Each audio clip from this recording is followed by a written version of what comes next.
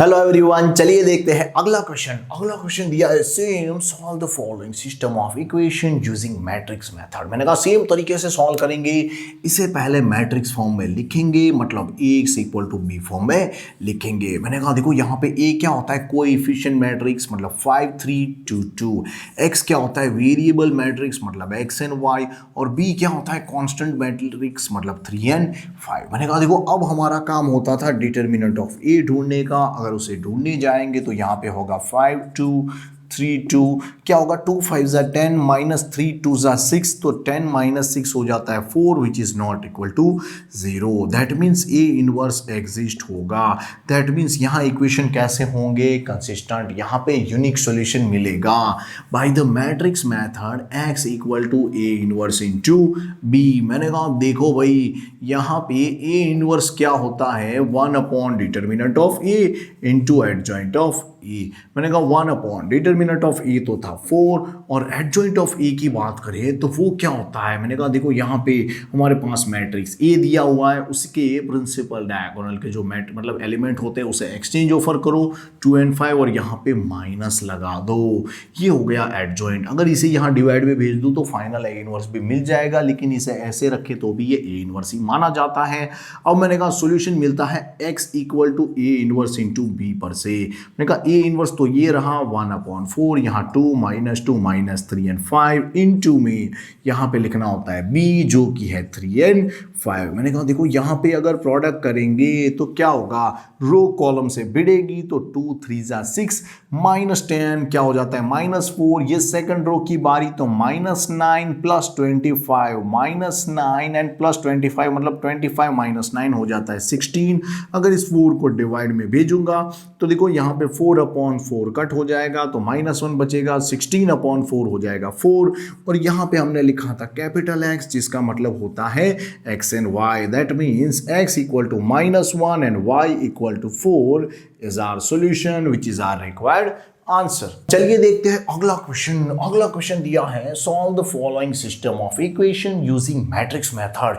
यहाँ पे ये देखो 3 वेरिएबल और साथ में 3 इक्वेशन। मैंने कहा कोई बात नहीं, यहाँ पे भले फ्रैक्शन दिए हो, हम इसे यही तरीके से सिंपल तरीके से सॉल्व करते जाएंगे। बस याद रखना ऐसे समय हमें ध्यान रखना है कैलकुलेशन में। कहाँ ध्यान रखना है, कैलकुलेशन में, क्योंकि मैथड हर किसी को पता है, बहुत बढ़िया सी याद रहेगी होती है, बस कैलकुलेशन बढ़िया से समझना है और देखना है कि कहीं आपकी गलती ना हो। हम पहला काम करेंगे, इसे मैट्रिक्स फॉर्म में कन्वर्ट करेंगे, मतलब Ax equal to B form में कन्वर्ट करेंगे, जहां पे A क्या होता है, A होता है कोएफिशिएंट मैट्रिक्स मतलब 2 1, और यहाँ पे मैंने देखा देखो X वाला तो है ही नहीं, मैंने कहा X वाली चीज़ है ही नहीं, मतलब वहाँ कोएफिशिएंट 0। Y वाले कोएफिशिएंट यहाँ लिखने होते हैं तो 1 -2 एंड 3, फिर Z वाले 1 -1 एंड -5। X की बात करें तो ये होता है वेरिएबल का मैट्रिक्स मतलब X Y and Z equal to, अगर B की बात करें तो ये होता है कोएफिशिएंट के बाद आने वाले कांस्टेंट का मैट्रिक्स मतलब 1 3/2 एंड 9। देखो ये भी कांस्टेंट है, ये भी कांस्टेंट है, लेकिन इसे सिर्फ कांस्टेंट बोलूंगा और इसे मैं कोएफिशिएंट बोलूंगा। कभी कांस्टेंट बोल दूं तो भी चलता है क्योंकि ये भी कांस्टेंट ही है।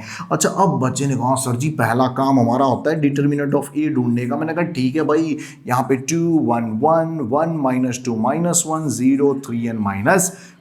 अब अगर सॉल्व करना हो तो मैं पहली रो से सॉल्व करूंगा तो 2 ब्रैकेट -1 ब्रैकेट +1 ब्रैकेट। अब क्या होगा, देखो इसकी अगर रो एंड कॉलम रिमूव करेंगे तो यहाँ पे 10 -3 इंटू -1 इज -3, तो माइनस माइनस +3। अब इसके लिए क्या होगा, यहाँ पे -5 माइनस यहाँ पे हो जाएगा 0, इसके लिए क्या होगा 3 - 0 हो जाता है 3। मैंने कहा देखो यहाँ पे 13 2 ज़ा 26, यहाँ पे माइनस बाहर आया तो +5 और यहाँ पे +3। मैंने कहा देखो भाई यहाँ पे है 26 में 3 डालेंगे तो क्या हो जाएगा 29 + 5 is 34 which is not equal to 0। That means अगर determinant of A not equal to 0 आ गया तो मैं कह सकता हूँ इसके सॉल्यूशन भी मिलेंगे। हम लिख सकते हैं ए इनवर्स भी एग्जिस्ट होगा, और कह सकते हैं इक्वेशन कैसे होते हैं कंसिस्टेंट। तो ये बातें आप खुद भी लिख सकते हो। मैंने कहा देखो अब सॉल्यूशन ढूंढेंगे कैसे, x equal to A inverse into B. मैंने कहा ए इनवर्स तो हमें ढूंढना आता है भाई, यहाँ पे ए इनवर्स क्या होता है 1 upon determinant of A into adjoint of A. मैंने कहा एडजॉइंट ऑफ ए की बात करें ना तो वो होता है ट्रांसपोज ऑफ कोफैक्टर मैट्रिक्स, यानी हर एक एलिमेंट के यहाँ पे मुझे क्या ढूंढने पड़ेंगे cofactor, which is here C11 C12 C13 C21 C22 C23, उसके बाद C31 C32 C33। मैंने कहा देखो यहाँ साइन आती है प्लस, यहाँ पे माइनस, यहाँ पे प्लस, यहाँ पे माइनस, यहाँ पे प्लस, यहाँ पे माइनस, यहाँ पे प्लस, यहाँ पे माइनस एंड यहाँ पे प्लस। अब अगर यहाँ पे बात करें कोफैक्टर की तो इसकी रो एंड कॉलम रिमूव करने पर क्या होगा, देखो यहाँ पे हो जाएगा 10 माइनस माइनस प्लस 3 क्या हो जाता है 13।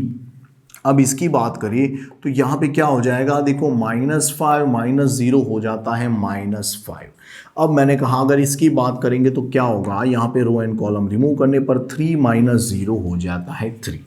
अब अगर इस एलिमेंट की बात करेंगे तो उसकी रो एंड कॉलम रिमूव करने पर हमें दिख रहा है यहाँ पे -5 -3 इज एक्चुअली -8। अब अगर इसकी बात करेंगे तो देखो यहाँ पे रो एंड कॉलम रिमूव करने पर हमें दिख रहा है ये -10 -0 इज एक्चुअली -10।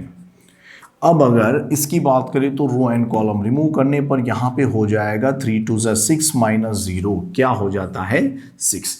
अब अगर लास्ट एलिमेंट की यहाँ पे बात करें, मतलब लास्ट रो की, ठीक है, पहले एलिमेंट की, तो रो एंड कॉलम रिमूव करने पर यहाँ हो जाएगा -1 माइनस माइनस +2 मतलब 2 - 1 क्या हो जाता है 1। अब अगर इसकी बात करें तो यहाँ पे रो एंड कॉलम रिमूव करने पर यहाँ पे हो जाएगा -2 - 1 इज एक्चुअली -3। अब अगर लास्ट एलिमेंट की बात करें, मतलब लास्ट रो के लास्ट कॉलम के जो ये फाइनल है उसकी, तो यहाँ पे हो जाएगा क्या -4 - 1 इज एक्चुअली -5। तो हमें सारे कोफैक्टर तो मिल गया। मैंने कहा ठीक है बढ़िया बात है, चलिए लिख लेते हैं कि भाई एडजॉइंट ऑफ ए क्या होता है। मैंने कहा देखो कोफैक्टर का ट्रांसपोज, मतलब कि भाई ये कोफैक्टर मैट्रिक्स हो ना उसका ट्रांसपोज कर दो। तो चलिए लिखते हैं, यहाँ पे है 13, यहाँ पे है 5, यहाँ पे है 3, यहाँ पे है 8, यहाँ पे है -10, यहाँ पे है -6, यहाँ पे है 1 माइनस +3 और यहाँ पे -5। अगर इसका ट्रांसपोज करूँ ना तो कुछ इस तरह से दिखेगा। 13 यहाँ पे क्या आ जाएगा भाई, ये 8 यहाँ पे आ जाएगा। क्या होगा, ये सारे कॉलम के एलिमेंट रो में एंड रो के कॉलम में, तो यहाँ पे 13 8 1, यहाँ पे हो जाएगा 5 -10 और यहाँ पे क्या आ जाएगा 3, फिर यहाँ पे 3 -6 एंड -5।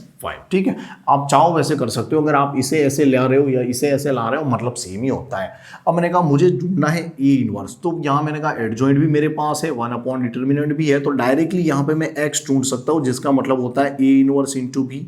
ए इनवर्स होता है 1 upon determinant of A into adjoint of A, into में यहाँ करना है बी। मैंने कहा 1 अपॉन, इसका आंसर है 34।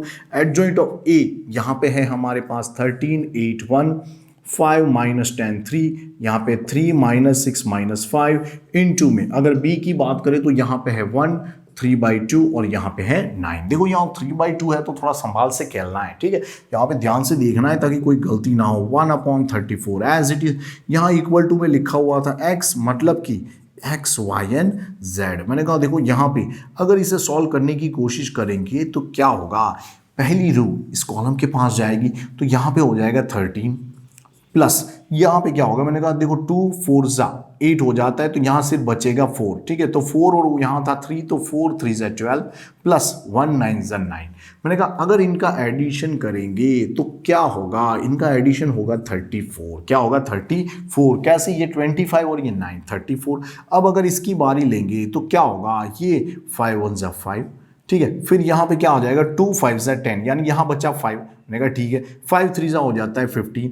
अब 3 9 क्या हो जाता है, मैंने कहा 9 3 हो जाता है 27। मैंने कहा देखो 27 में, ठीक है, यहाँ पे इसके साथ कैलकुलेशन करेंगे तो यहाँ पे था इसका आंसर -10, तो यहाँ पे 27 एंड -10 हमें देता है 17। अब अगर तीसरे की बारी आएगी तो क्या होगा, ये इसके साथ भिड़ेगा तो यहाँ पे हो जाएगा 3, ठीक है, इसकी यहाँ पे 3 हो जाएगा और यहाँ पे 2 3 6। मैंने कहा ठीक है भाई कोई बात नहीं, यहाँ पे 3 बचाना तो 3 3 एक्चुअली 9, यहाँ पे 9 5 45 तो -45। मैंने कहा ठीक है भाई। अब यहाँ पे देखेंगे तो क्या होगा, ये -6, ठीक है, -6 इसके पास जाएगा तो यहाँ पे देगा -51। अगर 34 सबके नीचे भेजूंगा ना तो कुछ इस तरह से दिखेगा, यहाँ पे 1, यहाँ पे भेजूंगा तो 1/2। अब यहाँ पे भेजूंगा तो मैं जानता हूँ दोनों ही 17 से कट होंगे, 17 3 एंड दिस इज 17 2। ठीक है, तो यहाँ -3/2 मतलब कि हमें पहला वाला x मिला, दूसरा वाला y मिला और तीसरा वाला z मिला। तो ये क्या हो गया हमारा x, y and z which is our required solution. चलिए देखते हैं अगला क्वेश्चन। अगला क्वेश्चन है solve the following system of equation using matrix method. मैंने कहा देखो यहाँ पे भी हम पहला काम करेंगे, इस इक्वेशन को ax इक्वल टू b के फॉर्म में कन्वर्ट करेंगे, जहां पे a होता है कोएफिशिएंट का मैट्रिक्स, मतलब 1 2 1, यहाँ पे -1 1 1, यहाँ पे 1 -3 एंड 1। यहाँ पे x में हम लिखेंगे वेरिएबल मतलब x y एंड z, और b में हम लिखेंगे कांस्टेंट जो कि है यहाँ पे 4 0 एंड 2। मैंने कहा देखो यहाँ पे इसके बाद हमारा पहला टास्क होता था डिटर्मिनेंट ऑफ a ढूंढने का। मैंने कहा ठीक है चलिए ढूंढना चालू करते हैं। यहाँ पे 1 -1 1 2 1 -3 1 1 एंड 1। मैंने कहा देखो यहाँ पे अगर मैं पहली रो से सॉल्व करने की कोशिश करूँ तो 1 ब्रैकेट, उसके बाद माइनस।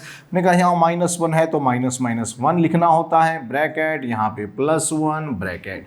अब अगर इसे सॉल्व करने की कोशिश करूंगा तो क्या होगा, पहले के लिए क्या होगा, ये रो एंड कॉलम रिमूव हो जाएगी तो कुछ इस तरह से होगा। देखो 1 1 ज़ा 1, -1 इंटू -3 यहाँ रखने पर +3 हो जाएगा। यहाँ पे रखने पर 1 2 ज़ा 2, -1 इंटू -3 तो यहाँ प्लस हो जाएगा।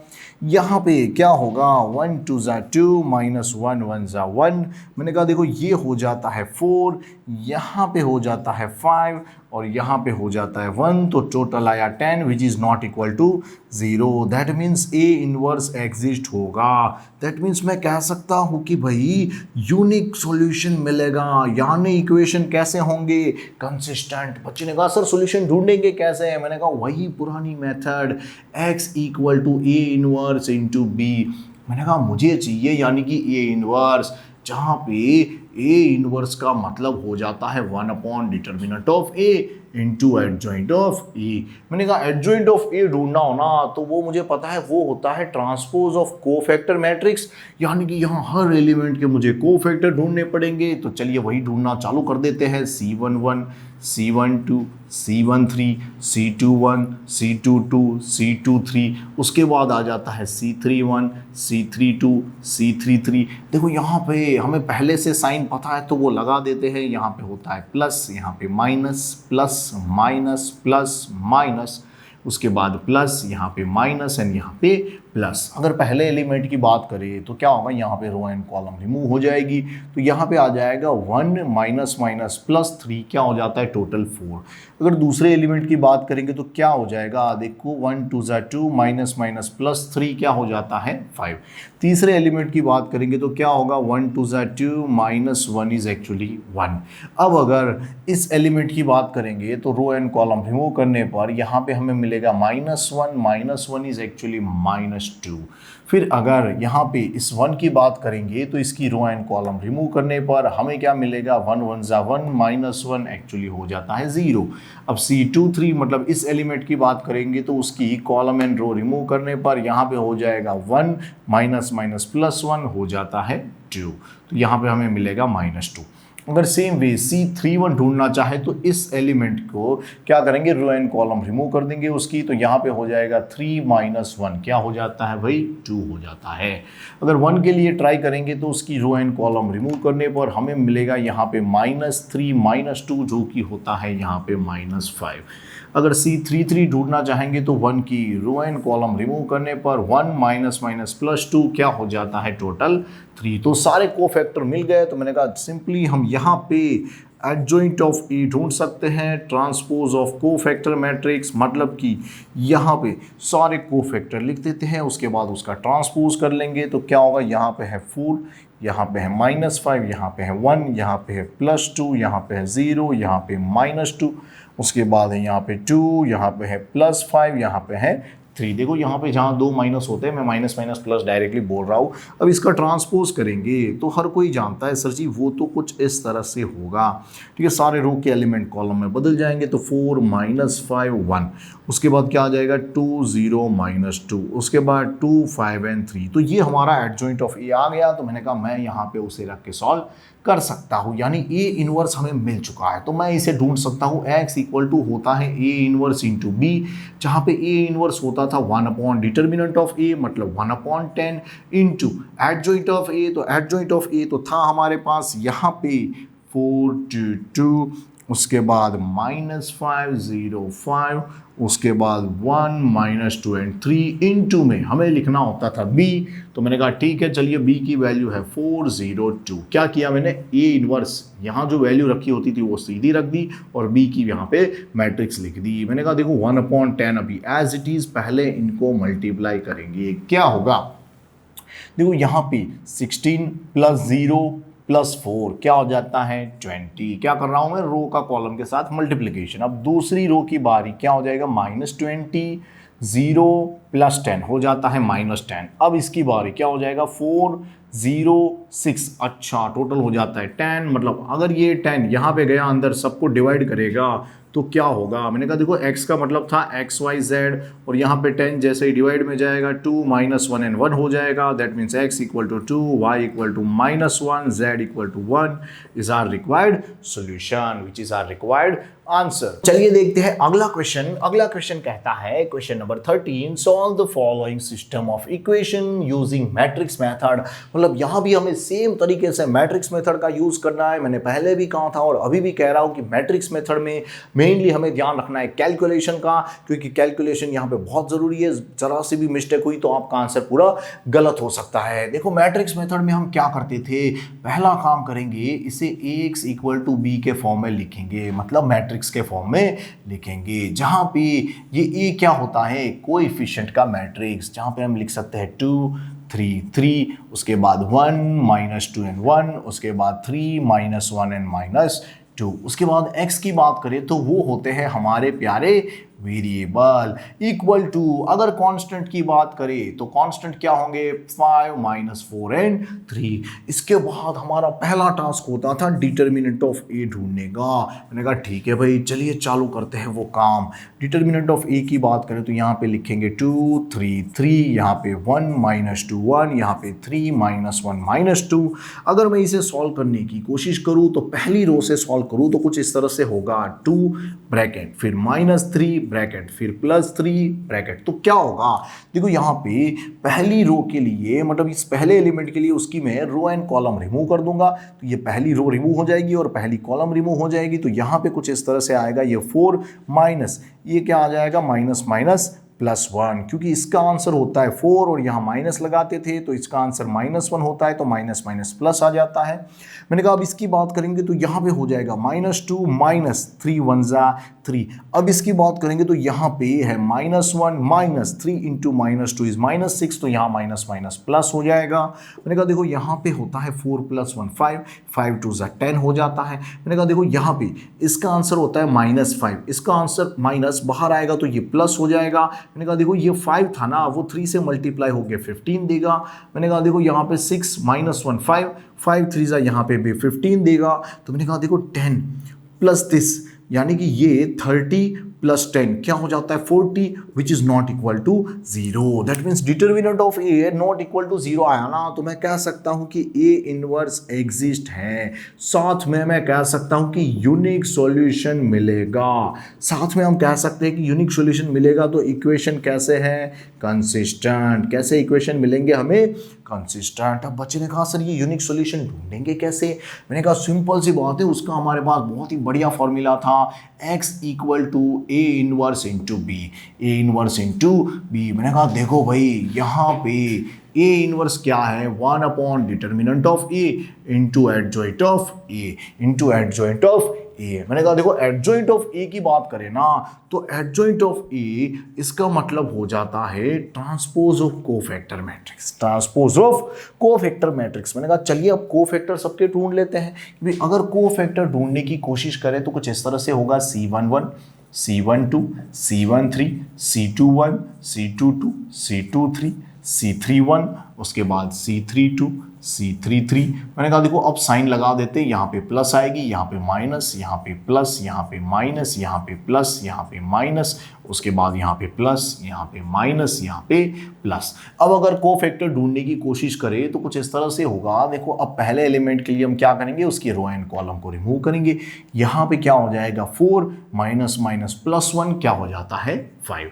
अब अगर दूसरे एलिमेंट की बात करेंगे तो उसकी रो एंड कॉलम को रिमूव करेंगे तो कुछ इस तरह से होगा -2 -3 हो जाता है हमारे पास -5। अब अगर तीसरे एलिमेंट की बात करें तो कुछ इस तरह से होगा, इसकी रो एंड कॉलम रिमूव करने पर यहाँ पे हो जाएगा -1 और यहाँ पे क्या हो जाएगा माइनस माइनस +6, तो इसका आंसर भी मिलेगा हमें 5।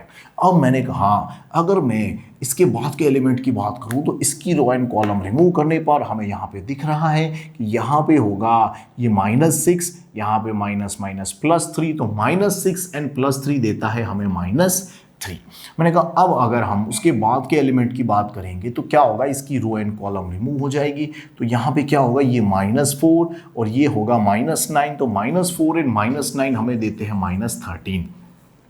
उसके बाद के एलिमेंट के लिए कुछ इस तरह से होगा, रो एंड कॉलम रिमूव करने पर ये -2 और ये -9 हमें देता है -11। उसके बाद के एलिमेंट के लिए बात करें तो उसकी रो एंड कॉलम रिमूव करने पर क्या होगा, ये 3 माइनस माइनस +6 क्या हो जाता है 9। उसके बाद के एलिमेंट के लिए अगर मैं रो एंड कॉलम रिमूव कर दूं तो क्या हो जाएगा, यहाँ पे 2 -3 हो जाता है -1। उसके बाद लास्ट एलिमेंट के लिए रो एंड कॉलम रिमूव करने पर यहाँ -4 और यहाँ पे -3, तो -4 एंड -3 हमें देते हैं -7। अब मुझे सारे कोफैक्टर मिल चुके हैं तो मैंने कहा ठीक है चलिए यहाँ पे लिख लेते हैं। कोफैक्टर सारे यहाँ लिखना चालू करते हैं। 5 यहाँ माइनस माइनस +5, यहाँ पे है +5, यहाँ पे माइनस माइनस +3, यहाँ पे -13, यहाँ पे माइनस माइनस +11। अब मैंने कहा यहाँ पे है 9, यहाँ पे उसके बाद देखेंगे माइनस माइनस +1, यहाँ पे है -7। अब मैं अगर इनका ट्रांसपोज करूँ तो क्या होगा, रो के सारे एलिमेंट कॉलम में आ जाएंगे तो मैं कुछ इस तरह से लिख सकता हूँ 5 5 5, उसके बाद यहाँ पे 3 -13, उसके बाद 11, फिर यहाँ पे 9 1 एंड -7। तो ये मुझे एडजॉइंट ऑफ ए मिल गया जो कि होता है ट्रांसपोज ऑफ कोफैक्टर मैट्रिक्स। मैंने कहा देखो अब चाहे ना तो यहाँ पे इसे ढूंढ सकते हैं 1 अपॉन डिटर्मिनेंट ऑफ ए था 40, बाजू में बस ये एडजॉइंट लिख देना है जो कि था हमारे पास 5 5 5, उसके बाद यहाँ था 3 -13 एंड 11, 3 -13 एंड 11, उसके बाद था 9 1 एंड -7, 9 1 एंड -7। अब मैंने कहा अगर मुझे ये x चाहिए ना तो मैं आराम से ढूंढ सकता हूँ। x इक्वल टू होता है a inverse into B. a inverse मेरे पास था 1 अपॉन 40 और बाजू में था यहाँ पे 5 5 5, यहाँ पे 3 -13 11, 9 1 एंड -7 इंटू यहाँ पे b लिखना है तो b तो ये रहा हमारे पास 5 -4 एंड 3। मैंने कहा देखो अब अगर मैं इसे प्रोडक्ट करने की कोशिश करूंगा तो कुछ इस तरह से होगा, ये रो के एलिमेंट कॉलम के साथ मल्टीप्लाई होंगे तो 5 5 25, यहाँ पे -12 एंड 9 3 27। फिर ये दूसरी रो अगर मल्टीप्लाई होगी तो 5 5 हो जाता है 25, यहाँ पे 13 4 हो जाता है 52 एंड 3 1 3। अब इसकी बात करेंगे तो 5 5 25, फिर यहाँ पे हो जाएगा -44 एंड 7 3 हो जाता है 21। अब अगर यहाँ पे आगे सॉल्व करने की कोशिश करेंगे तो यहाँ पे देखो x लिखा हुआ था जिसका मतलब होता है x y and z equal to यहाँ पे है 1 अपॉन 40। अगर इनका प्लस माइनस वगैरह करेंगे तो क्या होगा, मैंने कहा देखो 27 में से 12 जाएगा तो 15 बचेगा, 15 + 25 हो जाता है 40। सेम वे अगर इन दोनों का प्लस करेंगे तो 55 में 25 डालेंगे तो हो जाएगा 80। अब मैंने कहा यहाँ पे सेम ऐसी कोशिश करेंगे तो क्या होगा, इसका आंसर क्या होगा, देखो इसका आंसर क्या हो जाएगा -65 और यहाँ पे है +25 तो हो जाएगा इसका आंसर -40। अगर मैं इस 40 को यहाँ सबके नीचे डिवाइड में भेजूँ तो हमें कुछ इस तरह से मिलेगा XYZ इक्वल टू यहाँ पे हमें मिल जाएगा, ये डिवाइड में जाने पर 1, यहाँ पे 2 और यहाँ पे -1। दैट मीन्स हम कह सकते हैं यहाँ पे कि x की वैल्यू हमें 1, y की वैल्यू 2 एंड z की वैल्यू -1 मिली, which is our required answer. Thank you.